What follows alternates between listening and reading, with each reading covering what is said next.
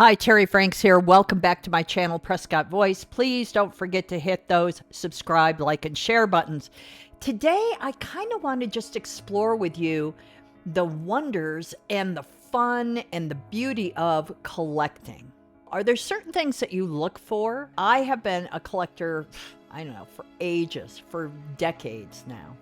And it all started when my dad would take us on summer vacation.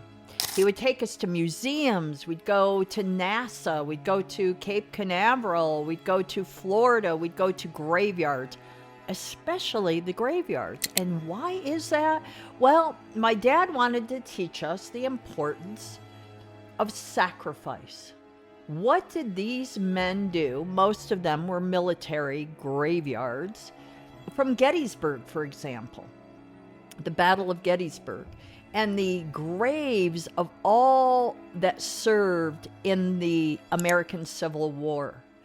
He would take us there, and I remember being fascinated, just absolutely fascinated with reading the gravestones and what was engraved on those stones.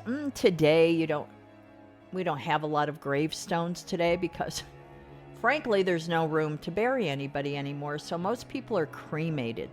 It's also less expensive today to be cremated. People just can't afford burial plots anymore, and land is at a premium.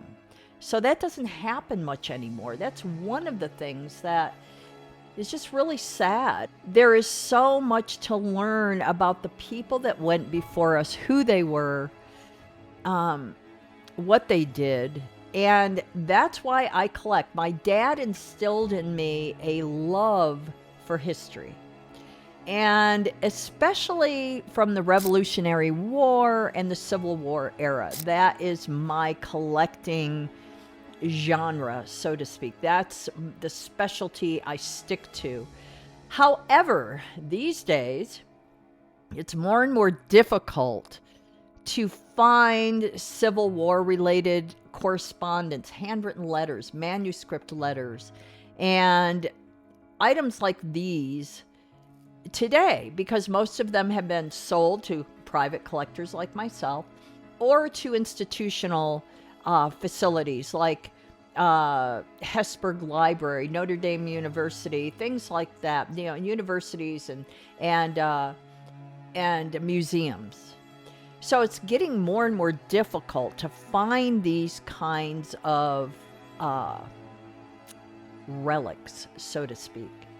But since I have been collecting for so long, I have a lot of material, especially from the Civil War. And I concentrate on specific things, mostly manuscript letters, diaries, handwritten diaries. I focus on photographs. But today, I wanted to show you one thing that is so rare. I bought an archive of letters, handwritten letters, between a Southern belle during the Civil War and her friend who lived in Washington, D.C. So we have one from the north and one from the south. And they have corresponded with each other throughout the entire war, this entire Civil War. The letters are absolutely fascinating. But anyway, this correspondence archive also included many photographs of their family members and a book that was written by Jane Margaret Carey, who was very much involved with the early colonial famous people of the day, like Benjamin Franklin and all of those. But we won't go into that here. But this comes from a very prominent family. But this is the book here. Now you'll see that it is all hand embroidered and hand sewn. Look at that. Isn't that amazing? I think you could see it. And there's just a little tiny bit of an area there that's starting to fray. It's silk, and it's just absolutely gorgeous. Someone did this all by hand. So, but at the beginning, this is amazing to me. The preface is all hand written. Pretty amazing.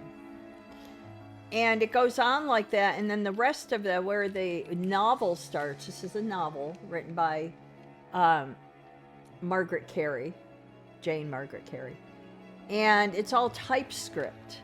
I started to read this. It's very interesting. It's very good.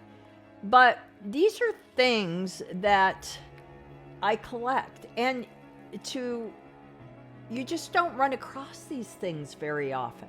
Not anymore. And this is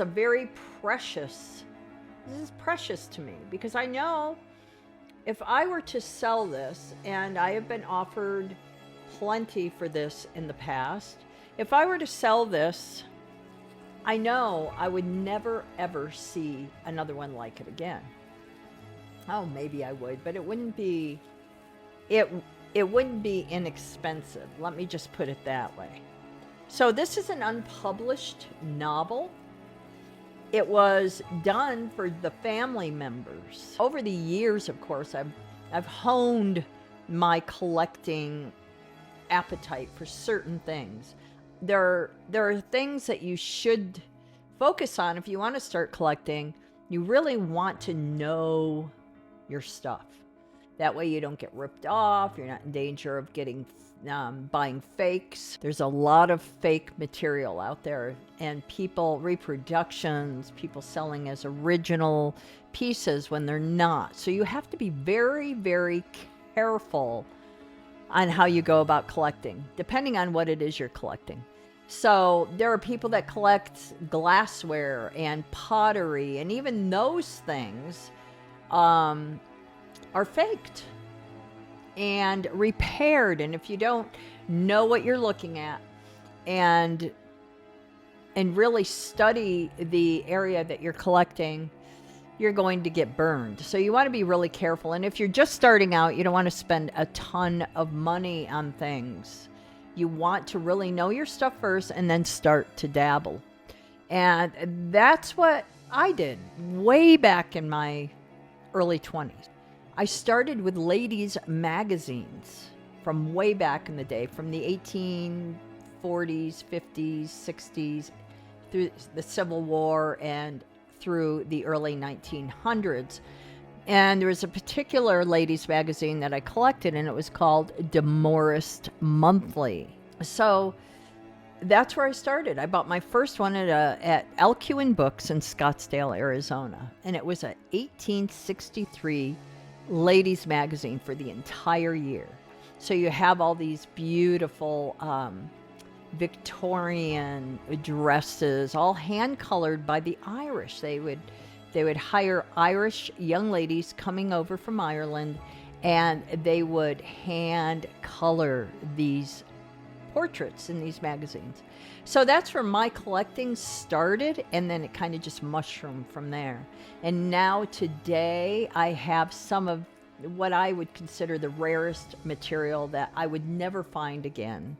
People know what they have today.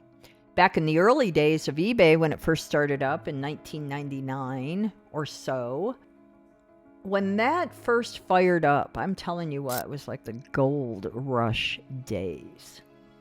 Really amazing. You could pick up some great collectible items because people knew they could get some money for it, but they didn't necessarily know what they had when they sold it, or didn't care.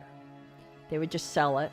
I would get it. I would do the research on it and learn that it was by a prominent family or owned by a prominent family or someone that was prominent in the war years of the Civil War. I have had some amazing things over the last 40 years or so of collecting. So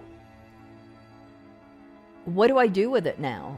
My daughter has no interest whatsoever, not even a little bit of interest in historical items. And I wish I could get more and more young people to really start to look at collecting as a way to learn about our history. What I love about what I collect is I learn about dead people's things. People that have gone before, that have written the most amazing letters or diaries. That to me is exciting because I get to write about them. I get to talk about them, like Jane Margaret Carey's book here that I just showed you. And in a way, I resurrect them from the dead and show other people what they are all about and who they were and how they might have been important to history. And I'm going to share a few things with you as we go along, like some of my Civil War items, some of the Civil War letters I think would be really interesting to read and to kind of focus on. And you know what? Our history is just being decimated anyway. I mean, they're ripping down monuments and all sorts of things around this country, which is crazy. Like Robert E. Lee's statue is going to be melted down and made into some wacky thing. Who knows? I mean, if he were alive today, I think he would be just shocked, as many of the Civil War era generals and colonels and captains and leaders of the time would be. Abe Lincoln would probably just have a stroke to see what's going on right now in our country. So it becomes more important than ever to preserve these items because no one's going to tell me how to revise history. I mean, I have it right here in letter form. They can't change that. So anyway, I just thought you'd like to know a little bit about me, what really makes me tick, and how I love collecting. So I'm going to show you some of that. Thank you for watching. Leave me a comment. Let me know what your favorite collecting genre is, your favorite collecting category. Do you have something really special? Do you have a story behind it? I'd love to hear it.